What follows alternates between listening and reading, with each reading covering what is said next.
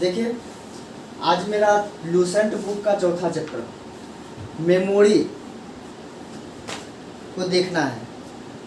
यहाँ पर आप पहले पढ़ चुके हैं कि कंप्यूटर का मुख्यतः दो भाग होता है। सबसे पहला हार्डवेयर, दूसरा सॉफ्टवेयर।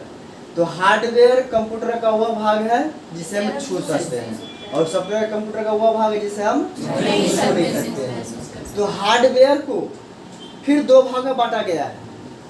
हार्डवेयर को फिर दो भाग में बांटा गया है, मेन पार्ट और peripheral part. Main part computer का वह भाग है जिसे हम कंप्यूटर का ब्रेन, मस्तिष्क कहते हैं, जिसे सीपीयू के नाम से जाना जाता है। और पेरिफेरल पार्ट कंप्यूटर का वह भाग है जो मेन पार्ट से जुड़कर कंप्यूटर में कोई कार्य करने में मदद करता है, सहायता करता है, उसे पेरिफेरल पार्ट कहते हैं। जैसे keyboard, mouse, monitor, printer, UPS, light pen, joystick, etc। तो हमें अब क्या करना है कि मेन पार्ट में देखे थे कि मेन पार्ट जो सीपीयू होता है, सीपीयू का पूरा नाम सेंट्रल प्रोसेसिंग यूनिट होता है। तो सीपीयू को तीन भागों में बांटा गया था। कितने भागों में? तीन भागों में। सीपीयू को तीन भागों में बांटा गया। सबसे पहला ALU, दूसरा CU, तीसरा MU, मेमोरी यूनिट। तो हम लोग इस पार्ट को पहले देख चुके हैं, दूसरा इस पार्ट को भी देख चुके हैं, और तीसरा जो है आज हमें इस पार्ट को देखना है। MU का पूरा नाम होता है मेमोरी यूनिट। मेमोरी का हिंदी कहे तो याद होता है। मेमोरी का हिंदी याद होता है।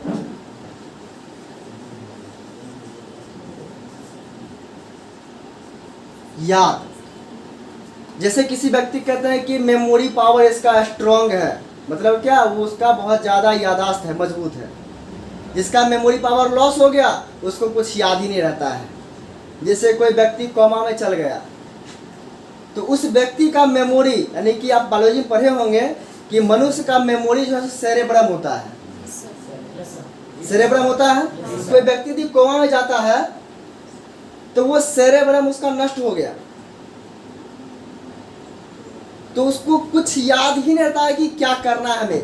हमें आंख भी खोलना होता है, तो आंख खोलने के लिए भी हमें सेरेब्रम वो इंडिकेट करता है कि आंख खोलना है, सांस लेना है, हाथ को हिलाना है, पैर को चलाना है, खाना है, क्या करना है, वो सारा चीज़ है सो सेरेब्रम को याद दिलाते रहता है। ठीक उसी प्रकार से कंप्यूटर में, हम लोग कंप्यूटर में कोई भी काम करते हैं तो कंप्यूटर में जो मेमोरी होता है उसमें सारा सॉफ्टवेयर, OS ऑपरेटिंग सिस्टम और एप्लीकेशन सॉफ्टवेयर जो इंस्टॉल रहता है, तो OS में जो सॉफ्टवेयर, मेमोरी में जो OS इंस्टॉल रहते हैं वो कंप्यूटर को चालू रखने का काम करते हैं। कब क्या करना है, क्या इंडिकेट करना है कंप्यूटर को, वो बताया जाता है उसमें। उसके बाद एप्लीकेशन सॉफ्टवेयर से हम लोग कोई इसमें काम कर पाते हैं। जैसे MS पेंट में ड्राइंग करते हैं, कोई स्क्वायर खींचते हैं तो स्क्वायर पे क्लिक करके ड्रॉ करते हैं, तो उसका इंस्ट्रक्शन पहले मेमोरी में दिया गया होता है।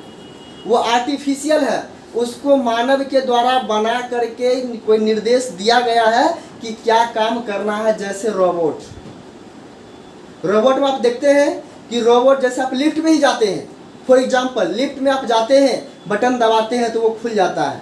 वो कैसे खुल जाता है? वहाँ पर उसको आर्टिफिशियल नॉलेज दिया गया है, सेंसर के माध्यम से। जब ये हम बटन दबाते हैं तो वो ओपन होता है।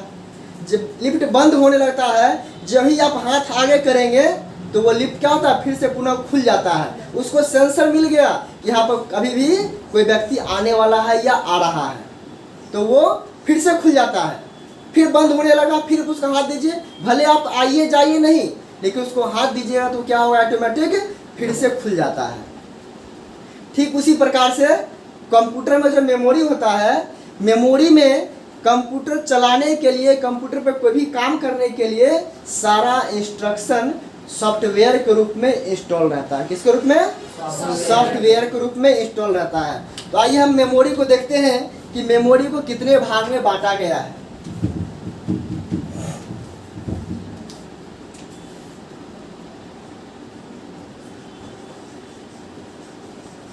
मेमोरी को दो भाग में बांटा गया है।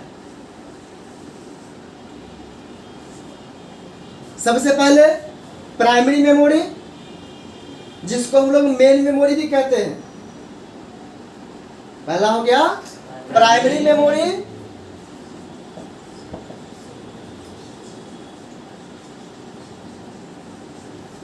प्राइमरी मेमोरी और मेन मेमोरी।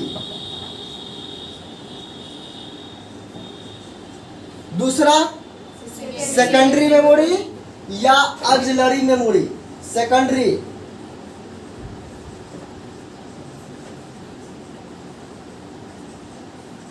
सेकेंडरी मेमोरी या ऑक्सिलरी मेमोरी। ऑक्सिलरी मेमोरी होता है सहायक मेमोरी, सेकेंडरी होता है द्वितीयक मेमोरी। तो कंप्यूटर में इंटरनल पार्ट में दो मेमोरी होते हैं। कंप्यूटर में जो मेमोरी रहता है उसको दो भाग में बांटा गया है। तो दो भाग हो गया। सबसे पहला क्या हो गया, प्राइमरी मेमोरी या मेन मेमोरी, मुख्य मेमोरी, और दूसरा जो हो गया सेकेंडरी मेमोरी या ऑक्सिलरी मेमोरी। तो दो मेमोरी हो गए। अब प्राइमरी मेमोरी का काम क्या होता है? प्राइमरी मेमोरी जो है, अब इसको बांटा गया फिर दो भाग में। सबसे पहला रैम और दूसरा रोम। रैम का पूरा नाम होता है रैंडम एक्सेस मेमोरी और रोम का पूरा नाम रीड ओनली मेमोरी। अब देखिए यहाँ पर जो मेमोरी है रैम और रोम। रैम क्या करता है? रैंडम एक्सेस मेमोरी, ये अस्थाई मेमोरी है।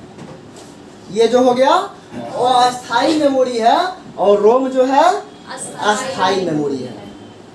अब ये अस्थाई क्यों है और ये अस्थाई क्यों है? रैम को वोलेटाइल मेमोरी भी कहा जाता है। वोलेटाइल वोलेटाइल और रोम को नॉन वोलेटाइल कहा जाता है।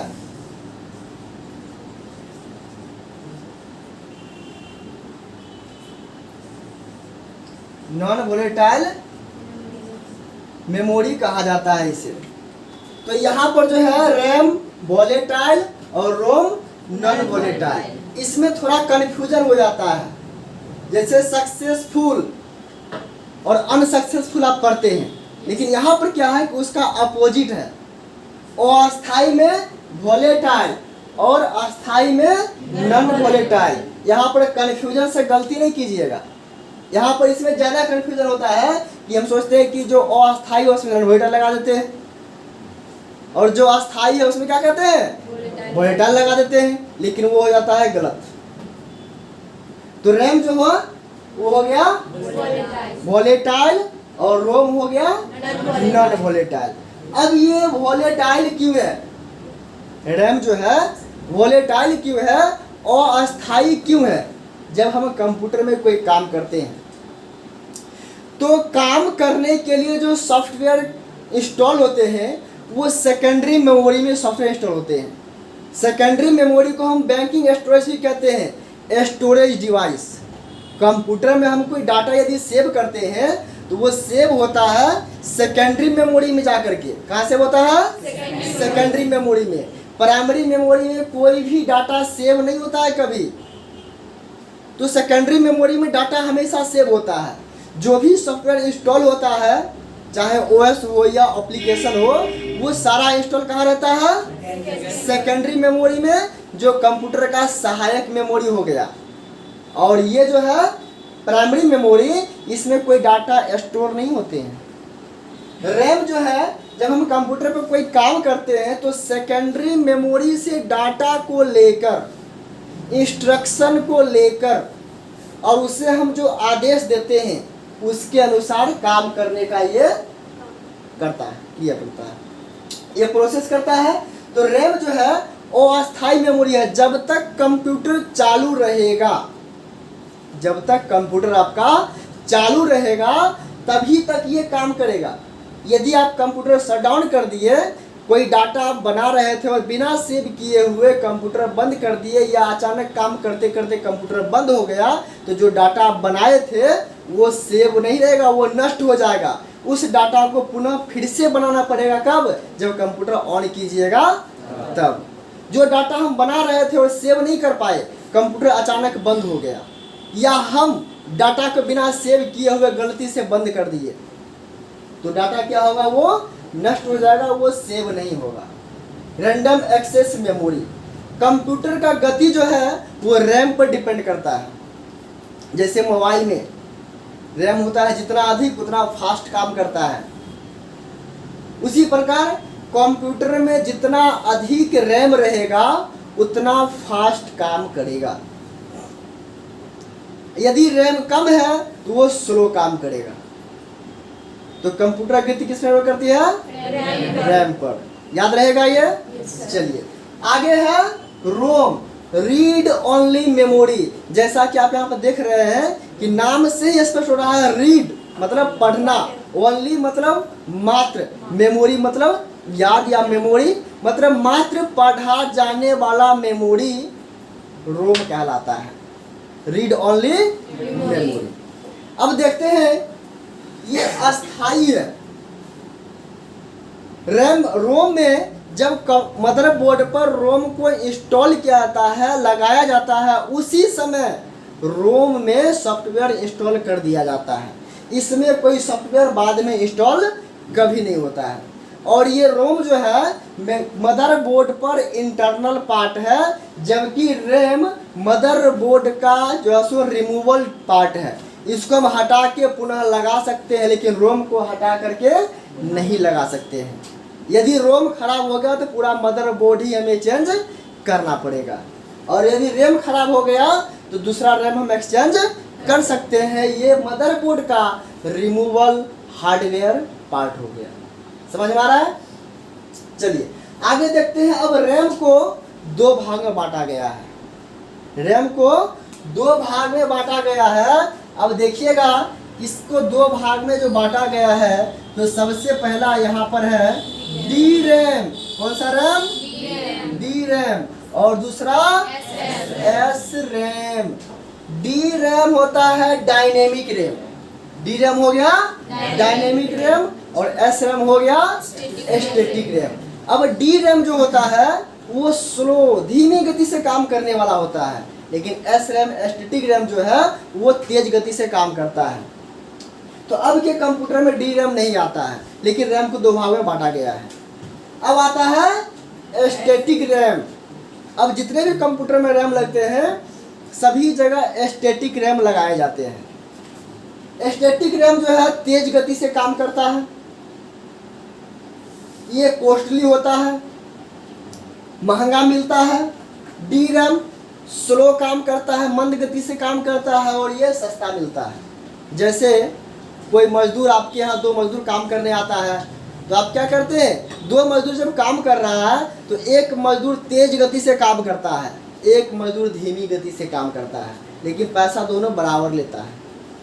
लेकिन जब आप पैसा देने के समय या उससे डील करने के समय आप ही बात कर ले कि आप तो थोड़ा स्लो काम करते हैं, आपसे इतना काम नहीं हो पाता है, आपको हम कम रोज देंगे या कम सैलरी देंगे, तो भी वो तैयार हो जाएगा, क्योंकि वो काम कम करता है और ये काम फास्ट करता है। और इसको कहिएगा कि आपको हम सैलरी कम देंगे तो ये आपको छोड़ के कहीं और चल जाएगा काम करने के लिए। ठीक उसी प्रकार से यहाँ कंप्यूटर का जो मेमोरी है, मेमोरी पहला प्राइमरी हो गया रैम और रोम। तो रैम को बांटा गया है दो भाग, डी रैम और एस रैम, डायनेमिक और स्टैटिक। डायनेमिक होता है मंद गति से काम करने वाला और ये सस्ता मिलता है। एस रैम जो हो गया तेज गति से काम करने वाला और ये थोड़ा कॉस्टली होता है, महंगा मिलता है। समझ में आ गया तक? चलिए आगे बढ़ते हैं। रोम, रीड ओनली मेमोरी, ये जो होता है इसको भी बांटा गया है तीन भागों में। सबसे पहला पी रोम, दूसरा ईपी रोम, तीसरा ईईपी रोम, ईईपी रोम। इसको बांटा गया है 3 भाग में। कितने भाग में? 3 भाग में। अब यहाँ पर 3 भाग जो है पी रोम, इसका पूरा नाम होता है प्रोग्रामेबल रीड ओनली मेमोरी। ये क्या करता है? प्रोग्राम को सिर्फ रीड करने का काम करता है। हम जो भी काम करते हैं, जो भी इंस्ट्रक्शन देते हैं, वो क्या करता है? उस प्रोग्राम को रीड करके और डेटा को यहाँ पर ट्रांसफर करता है। रीड करने का काम ये करता है और डेटा को एक्सेस करने का काम ये रैम करता है। इसका काम है सिर्फ और सिर्फ रीड करना। हम जब कंप्यूटर में कोई डाटा या कोई फाइल फोल्डर बनाते हैं तो उसके नीचे जो नाम लिखा रहता है, या कोई फोल्डर हम सर्च करते हैं या कोई फाइल सर्च करते हैं, तो सर्च बॉक्स से जब हम ओपन करते हैं तो वो जो रीड करके हमको देता है, वो देता है पीरोम, प्रोग्रामेबल रीड ओनली मेमोरी। ये क्या करता है? प्रोग्राम को रीड करके और हमारे सामने ला देता है, और उस सॉफ्टवेयर पर काम करने का जो है वो रैम का है, रैंडम एक्सेस मेमोरी का। आगे देखते हैं, ये है erasable programmable read only memory. Erasable programmable read only memory, ये क्या करता है? प्रोग्राम को इरेज करता है। इरेज मतलब मिटाना होता है। जब हम कभी कोई सॉफ्टवेयर अनइंस्टॉल करते हैं या कोई फाइल को डिलीट करते हैं, तो कोई फाइल फोल्डर जो कंप्यूटर में रहता है, कोई म्यूजिक या कोई मूवी रहता है, वो एक सॉफ्टवेयर का भाग है। तो उसको जो हम लोग इरेज करते हैं, मिटाते हैं, डिलीट करते हैं, वो हो गया erasable programmable read only memory. उसको ये पढ़ करके डिलीट करता है, जैसे हम लोग मेमोरी को फॉर्मेट करते हैं। आगे देखते हैं electrical erasable programmable read only memory. ये विद्युतीय रूप से मिटाने का काम करता है। किसको? प्रोग्राम को। प्रोग्राम को मिटाने का काम करता है। प्रोग्राम मतलब क्या होता है? ऑर्केस्ट्रा वाला। तो सॉफ्टवेयर, प्रोग्राम मतलब कंप्यूटर में सॉफ्टवेयर। ये नहीं कि कोई कहेगा प्रोग्राम खोलिए तो 10 को लड़की को लाके और डांस करवा दीजिएगा ना, वो हो गया प्रोग्राम। तो यहाँ पर देखिएगा, तो प्रोग्राम मतलब कंप्यूटर में क्या होता है? सॉफ्टवेयर। और सॉफ्टवेयर का कितना भाग है? 2 भाग, ओएस और एप्स। ओएस और एप्स। ओएस हो गया ऑपरेटिंग सिस्टम और एप्स हो गया, एप्स का पूरा नाम एप्लीकेशन सॉफ्टवेयर। चलिए, हम लोग यहाँ तक पहुँच गए। यहाँ तक समझने में कोई दिक्कत नहीं। चलिए आगे बढ़ते हैं। सेकेंडरी एक्सिलरी, जिसको हम लोग सहायक मेमोरी कहते हैं। कंप्यूटर का सहायक मेमोरी, कंप्यूटर का द्वितीयक भाग मेमोरी का। इसे हम बैकिंग स्टोरेज भी कहते हैं, जहाँ पर डाटा का बैकअप लिया जाता है।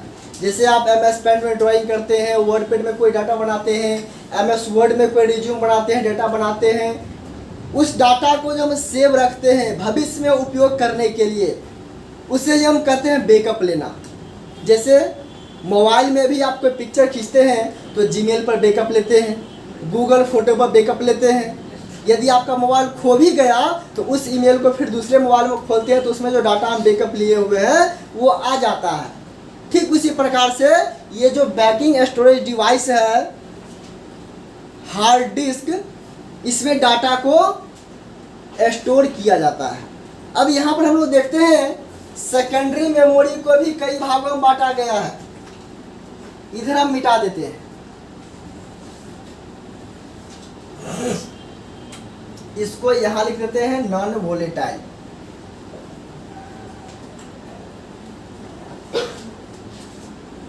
Non volatile.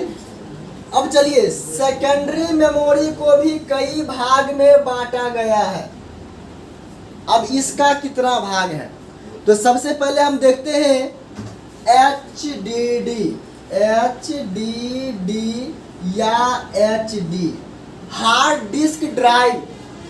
इसका मतलब होता है हार्ड डिस्क ड्राइव, और SD का मतलब होता है हार्ड डिस्क। ये जो है कंप्यूटर में बैंकिंग स्टोरेज में प्राइमरी मेमोरी का काम करता है। कंप्यूटर का इंटरनल मेमोरी 2 होता है, प्राइमरी और सेकेंडरी। तो डाटा को स्टोर करने के लिए, कोई भी सॉफ्टवेयर इंस्टॉल करने के लिए हमें हार्ड डिस्क की आवश्यकता होती है।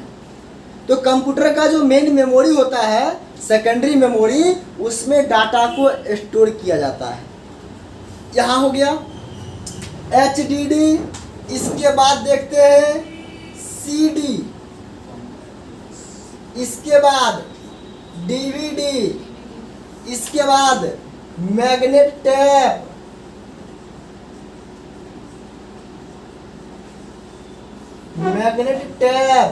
इसके बाद और भी आएगा यहाँ पर फ्लॉपी डिस्क,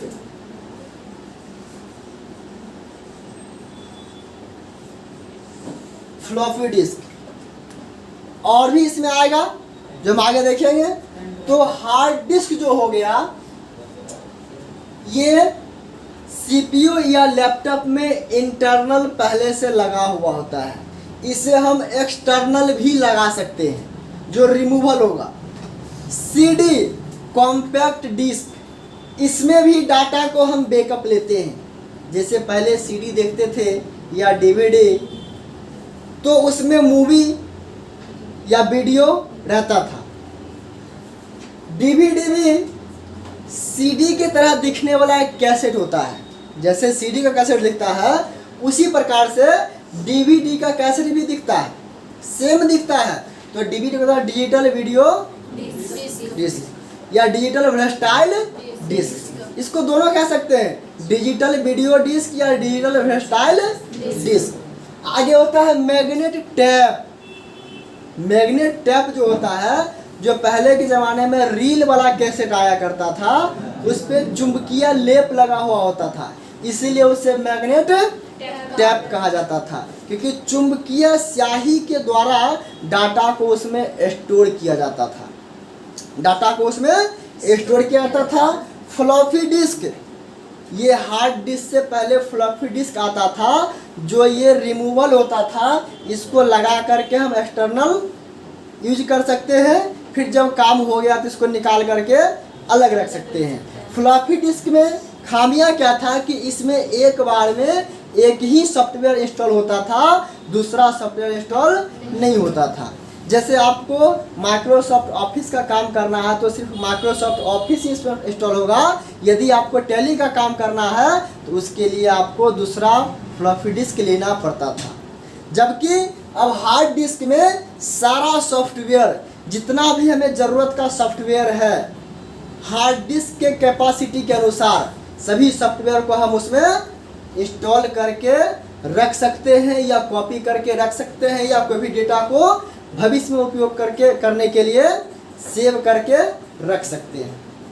तो यहाँ तक समझ में आ गया। चलिए आगे देखते हैं। कंप्यूटर में हार्डवेयर और सॉफ्टवेयर के मेल को फर्मवेयर कहा जाता है। हार्डवेयर और सॉफ्टवेयर के मेल को फर्मवेयर कहा जाता है।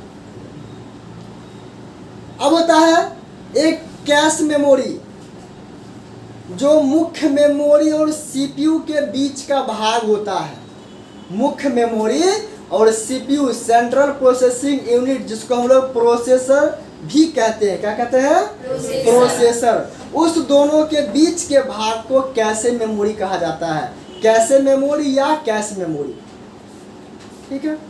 तो ये मेमोरी जो होता है, कैश मेमोरी, जैसे रिसेंटली डाटा को यूज करने के लिए फाइल को रखता है रिसेंटली में।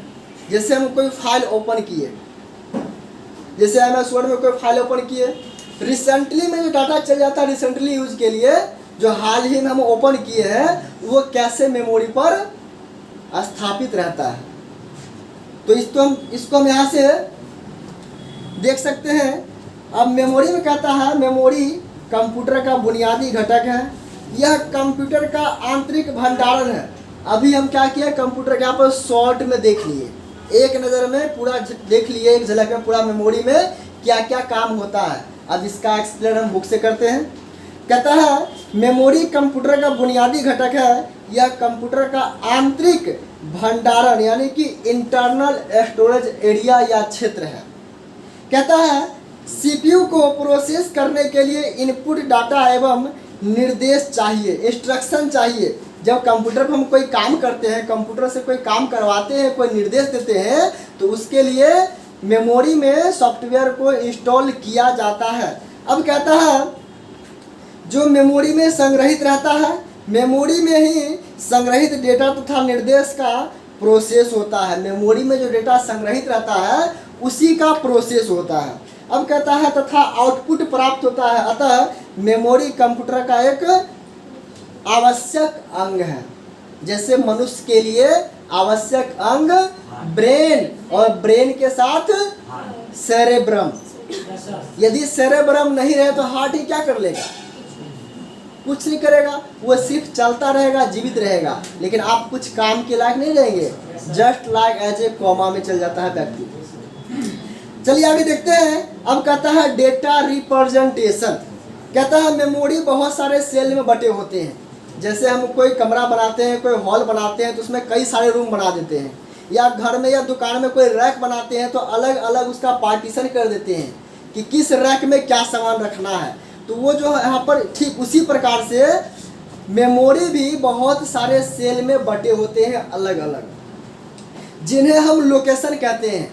जो सेल अलग अलग बटा रहता है उसे हम लोकेशन कहते हैं। जैसे घर में ही कोई सामान कहीं रखा है और कोई सामान आपको लेना है, कोई व्यक्ति आपसे मांग रहा है और आपको पता नहीं है कि कहाँ रखा हुआ है, तो आपको उसका लोकेशन बताया जाता है। अलमारी के 4th रैक में रखा हुआ है या दूसरी अलमारी में रखा हुआ है, तो वो लोकेशन आपको बताया जाता है। तो आप वहाँ पहुँच करके उस सामान को आप लेते हैं और फिर उसका उपयोग करते हैं।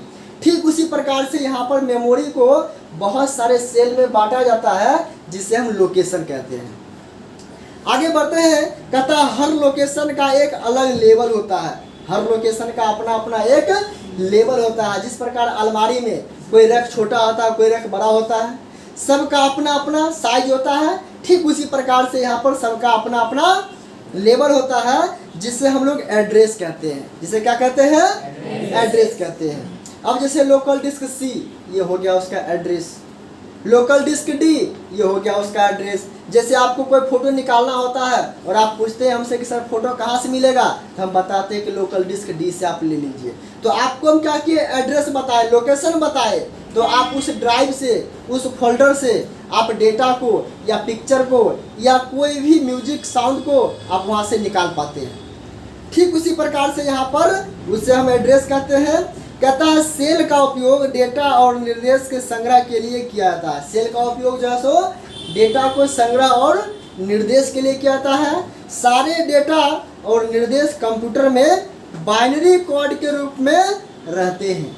अब देखिए, बाइनरी कोड द्विआधारी संख्या, बाइनरी कोड जो होता है द्विआधारी संख्या, द्विआधारी संख्या उसको कहते हैं जिसका आधार 2 हो, जिसका आधार 2 हो उसे कहते हैं द्विआधारी संख्या। इसे आप फिजिक्स में पढ़े होंगे, नंद गेट, नॉर गेट, और गेट में।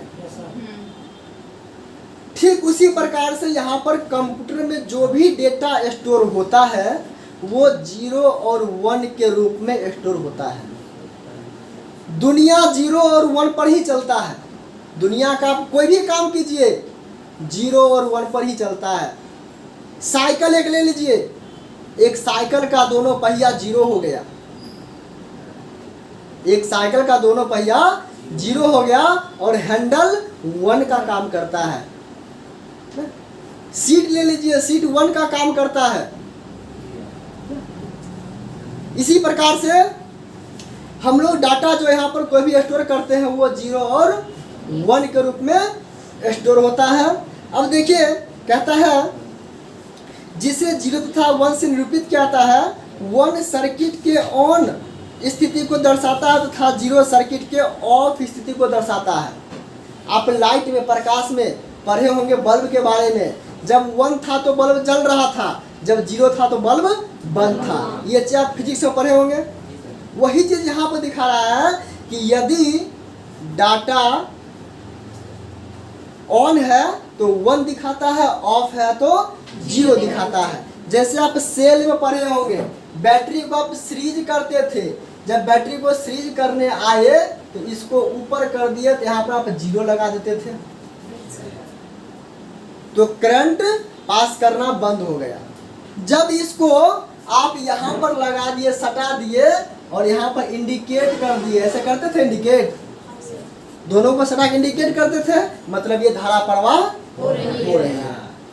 ठीक उसी प्रकार से यहाँ पर मेमोरी में भी इसी प्रकार से डाटा को स्टोर किया जाता है 0 और 1 के रूप में।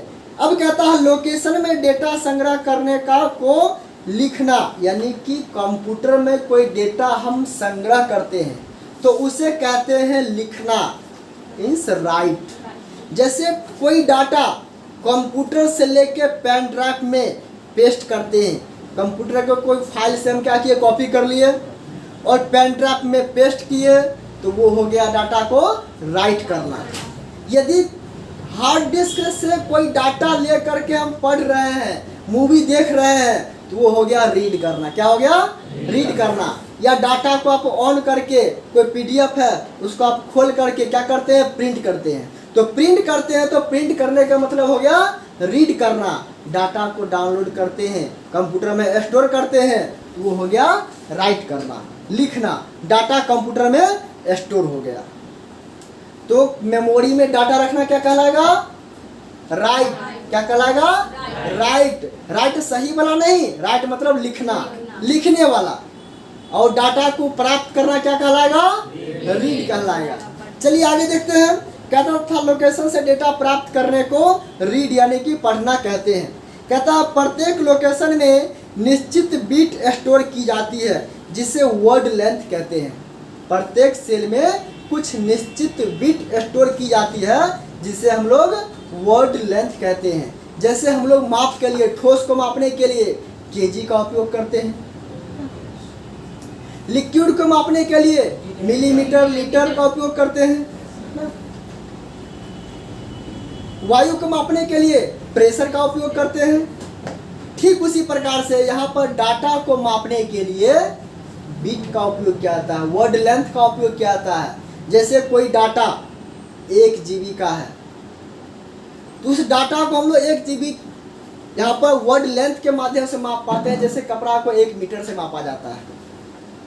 आगे देखते हैं। कहता है यहाँ पर वर्ड लेंथ 8, 16, 32 या 64 बीट की हो सकती है। बीट बाइनरी डिजिट का सबसे छोटी इकाई है। बीट जो है बाइनरी डिजिट का सबसे छोटी इकाई है। और मेमोरी का माप जो होता है, इसे हम मिटा रहे हैं यहाँ पर।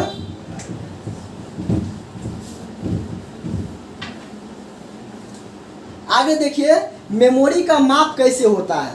ऐसा क्वेश्चन अक्सर कई बार पूछा गया है। मेमोरी का आपको दे देगा बीट, बाइट, केबी, एमबी, जीबी, और उसे कहेगा असेंडिंग और डिसेंडिंग क्रम में सजाएं। तो यहाँ पर देख रहे हैं कि माप की सबसे छोटी इकाई यहाँ पर बीट है, बीट। दूसरा बाइट्स, बीट बाइट्स। तीसरा होता है केबी, केबी हो गया किलो बाइट। इसके बाद होता है एमबी, क्या हो गया इसका मतलब, मेगाबाइट। आगे होता है जीबी, इसका मतलब गीगाबाइट। आगे होता है टीबी, अरे टीबी हो गया टेराबाइट। वो बीमारी वाला टीबी नहीं समझिएगा, ठीक है। ये टीबी हो गया टेराबाइट। इसी तरह से आगे बढ़ते बढ़ते जाता है जेडबी तक, जेटाबाइट, जेठालाल नहीं जेटाबाइट, ठीक है। तो ये यहाँ तक आ जाएगा। तो जब आपको क्वेश्चन पूछा जाता है तो ऑप्शन दे देगा आपको ए, बी, सी और डी, 4 ऑप्शन देगा। वहाँ पर कहेगा कि मेमोरी को बढ़ते क्रम में सजाए। क्या हुआ, नींद लग रहा है आपको? या कहेगा मेमोरी को घटते क्रम में सजाएं। तो मेमोरी को घटते क्रम में सजाना है या बढ़ते क्रम में सजाना है? जैसे ऑप्शन आपका दिया रहेगा एमबी, बीट, बाइट्स, केबी। तो ये किस रूप में है डाटा? ये इसका कोई रूप नहीं है, इसका कोई रूप नहीं है, ये मिक्सअप डेटा हो गया। अब जैसे मान लीजिए आपको दे दिया बीट, बाइट्स, केबी, एमबी, यहां पर दे दिया एमबी, तो ये क्या हो गया, असेंडिंग ऑर्डर, बढ़ते क्रम में, और इसी को अपोजिट कर दिया तो हो जाएगा डिसेंडिंग ऑर्डर, घटते क्रम में, जैसे एमबी, केबी, बाइट्स और बीट। ये हो गया आपका डिसेंडिंग ऑर्डर, ये हो गया असेंडिंग और ये हो गया डिसेंडिंग, बढ़ते क्रम और घटते क्रम। तो ये आप देख लिए, इस तरह का क्वेश्चन ज़्यादातर पूछा जाता है मेमोरी से, और इसमें बहुत स्टूडेंट कंफ्यूज हो जाते हैं और इस क्वेश्चन को अक्सर गलती कर लिया करते हैं। तो आप ध्यान रखिएगा हमेशा कि कंप्यूटर में जो डाटा मापते हैं, डाटा मापने के लिए सबसे छोटी इकाई बिट, बाइट्स, उसके बाद केबी, उसके बाद एमबी, उसके बाद जीबी। जैसे आप मोबाइल में नेट चलाते हैं तो नेट का स्पीड आपके मोबाइल के नोटिफिकेशन बार में शो होते रहता है वैसा, तो कभी देखते हैं कि सिर्फ बी लिखाता है, 0.02 ऐसे करके बी लिखाता है, तो क्या वो बाइट में चल रहा है, मतलब स्पीड बिल्कुल स्लो है। कभी कभी देखते हैं BTS लिखाता है तो वो हो गया बाइट्स में। उसके बाद कभी केबी लिखाता है, क्या होता है, केबी लिखाता है, तो जैसे मान लीजिए 620 केबी, 720 केबी ना, 1024 केबी, जब ये 1024 केबी होगा तो बदल जाएगा एमबी, एक एमबी में। तो 1024 KB equal to 1 MB. Memory का माप हमें और देखेंगे, आगे भी देखेंगे, पहले यहाँ तक देखते हैं। अब देखिए, अब कहता है इसमें बाइट डेटा की एक इकाई है जो कि EBCDIC external binary code decimal interchange code में 8 बिट तथा American standard code for information interchange, इसका शॉर्ट फॉर्म ASCII होता है, में 7 बिट होता है। अब मेमोरी का प्रकार आप देख लिए कि मेमोरी को 2 भाग में बांटा गया, प्राइमरी मेमोरी और सेकेंडरी मेमोरी, जिसे हम मेन मेमोरी भी कहते हैं।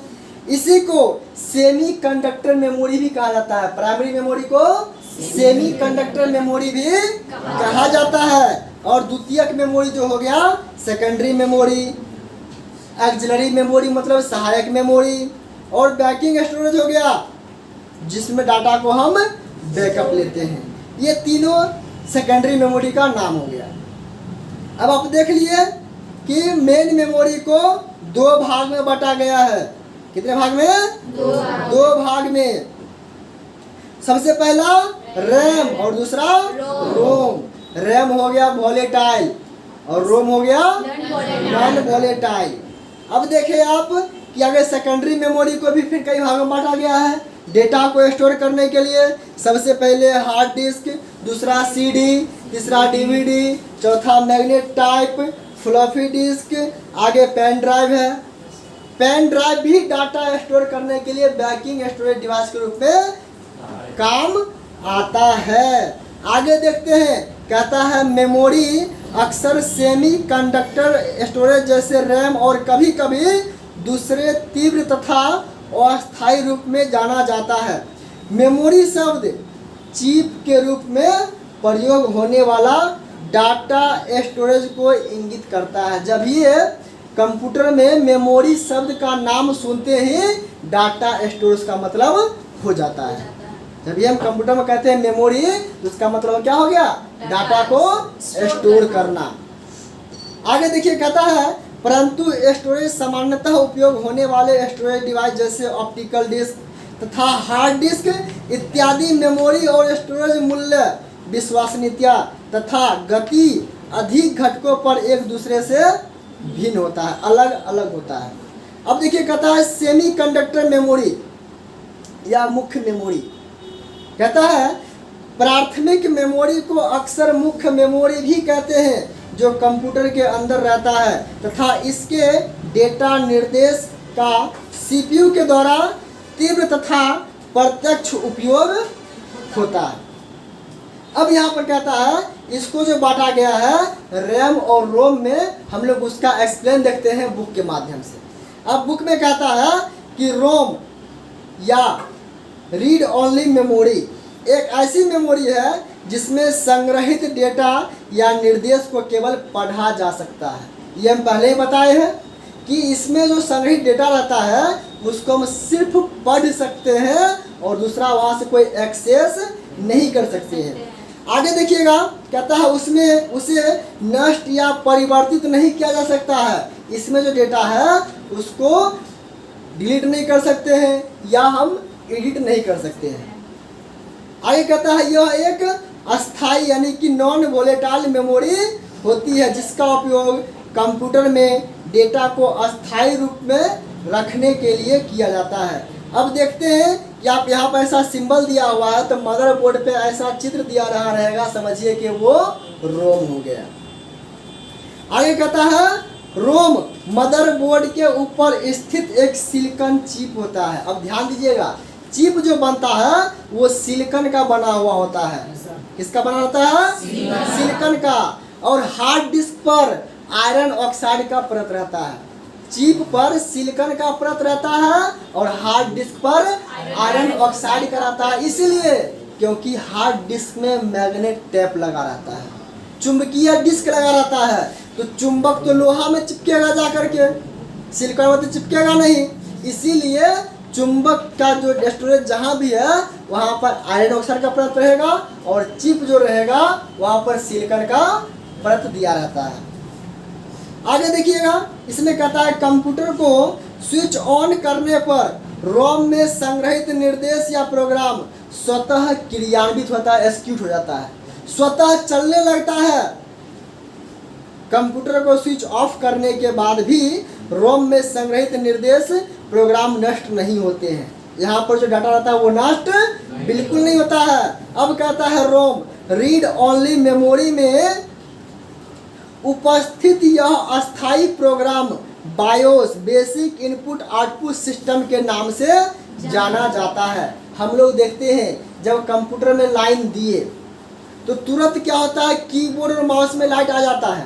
कंप्यूटर चालू भी नहीं हुआ और वहाँ क्या होता है, कीबोर्ड और माउस में लाइट आ जाता है। तो बेसिक इनपुट आउटपुट डिवाइस, जब भी हम उसमें लाइन देते हैं तो मॉनिटर में भी लाइट आ जाता है तुरंत। ओएस चालू होने में 10 सेकंड 20 सेकंड 1 मिनट भी लग सकता है, लेकिन उससे पहले मॉनिटर में हमको सब कुछ दिखाने लगता है। कीबोर्ड में लाइट आ जाता है, माउस में लाइट आ जाता है, लेकिन वो काम नहीं करता है। वो जब तक पूर्णतः कंप्यूटर चालू नहीं होता है तब तक कीबोर्ड या माउस काम नहीं करता है, लेकिन बेसिक इनपुट आउटपुट सिस्टम को हमें बता देता है। वो बताने का काम करता है रोम में संग्रहित प्रोग्राम। आगे देखते हैं, कहता है प्रोम यह भी अस्थाई मेमोरी है। यूजर द्वारा एक बार प्रोग्राम निर्देश को बर्न करने के बाद उसमें परिवर्तित नहीं हो सकता है, फिर वह साधारण रोम की तरह व्यवहार करता है। जब हम सीडी में डेटा को एक बार डाल देते हैं तो उस डेटा को हम एडिट नहीं कर सकते हैं, कॉपी करके या डिलीट करके हटा नहीं सकते हैं। कॉपी करके निकाल सकते हैं लेकिन डिलीट करके हटा नहीं सकते हैं। जैसे पेन ड्राइव क्या करते हैं, हम लोग फॉर्मेट कर देते हैं, जो डाटा उसमें पहले से अवेलेबल है उसे फॉर्मेट कर देते हैं और फिर नया डेटा उसमें हम डाल देते हैं, जबकि इसमें ऐसा संभावना नहीं है। किसमें? प्रोम में। अब कहता है EPROM erasable programmable read only memory, कहता है यह भी प्रोम की तरह अस्थाई मेमोरी है, परंतु बर्निंग की प्रक्रिया प्रोसेस पराबैंगनी किरणों की सहायता से दोहराई जा सकती है। बर्निंग की प्रक्रिया, आप कंप्यूटर में बर्न करना, जब हम कंप्यूटर में बर्न करते हैं तो बर्न होता क्या है? वैसे आप सुने होंगे बर्न का मतलब जलना होता है। तो क्या कंप्यूटर में आग लगा देना है, डाटा में आग लगा देना है? नहीं ना। तो कंप्यूटर में हम बर्न क्या करते हैं? तो कंप्यूटर में बर्न करने का मतलब होता है कि जब हम कोई सीडी या डीवीडी में डेटा को डालते हैं वो कॉपी होकर के उसमें जाता है सीडी या डीवीडी में, फिर बर्न करते हैं तो वो डाटा जो राइट हो जाता है, बर्न करने के बाद वो कैसेट बाहर निकल जाता है, बर्न करने के बाद कैसेट बाहर निकल जाता है। जैसे कभी कभी आपको फोल्डर बनाना सिखाया गया था, तो फोल्डर आप ऊपर से मेनू बार से बनाते थे, उसके बगल में बर्न लिखा होता था, तो जो लैपटॉप पे काम करते थे फोल्डर पर एकदम तेजी से क्लिक करते करते बर्न पे क्लिक कर देते थे, तो लैपटॉप का वो सीडी लगाने वाला बाहर आ जाता था। तो जब ये बर्न पे क्लिक करते हैं तो सीडी राइटर जो होता है वो बाहर निकल जाता है, तो डेटा को बर्न करके बाहर निकाल दिया। अब वही कहता है ईपी रोम में erasable programmable read only memory, इसमें पराबैंगनी किरण की सहायता से डेटा को पुनः एडिट करके डाला जा सकता है। ठीक है, अब कहता है इसमें इसे पराबैंगनिक ईप्रोम यानी कि अल्ट्रावायलेट ईप्रोम भी कहते हैं। अल्ट्रावायलेट का मतलब होता है पराबैंगनी किरण, अल्ट्रावायलेट का मतलब पराबैंगनी किरण होता है। अब कहता है रीड ओनली मेमोरी में प्रयोग या डेटा प्री इंस्टॉल होते हैं। रीड ओनली मेमोरी में प्रोग्राम या डेटा प्री इंस्टॉल, प्री मतलब पहले से, इंस्टॉल मतलब स्थापित, पहले से उसमें स्थापित किया जा चुका होता है। अब कहता है फर्मवेयर सॉफ्टवेयर और हार्डवेयर का मेल है, जो हम पहले ही बता चुके हैं। हार्डवेयर और सॉफ्टवेयर के मेल को क्या कहते हैं? फर्मवेयर कहते हैं। अब कहता है रोम, प्रोम और ईप्रोम जिनमें डेटा या प्रोग्राम संग्रहित रहते हैं, फर्मवेयर है। इसमें जो डेटा संग्रहित रहता है ये क्या कहलाता है? फर्मवेयर। इसे हम हार्डवेयर नहीं कहेंगे, ना ही इसे हम सॉफ्टवेयर कहेंगे। इसमें पहले से प्री इंस्टॉल डेटा रहता है जिसे हम क्या कहेंगे? फर्मवेयर कहेंगे। तो हार्डवेयर और सॉफ्टवेयर के मेल को क्या कहेंगे? फर्मवेयर कहेंगे। चलिए दो टॉपिक आगे हम और देखते हैं। कहता है EEPROM electrical erasable programmable read only memory. यह भी ईप्रोम की तरह अस्थाई मेमोरी है, परंतु बर्निंग की प्रक्रिया विद्युत प्लस की सहायता से फिर से दोहराई जा सकती है।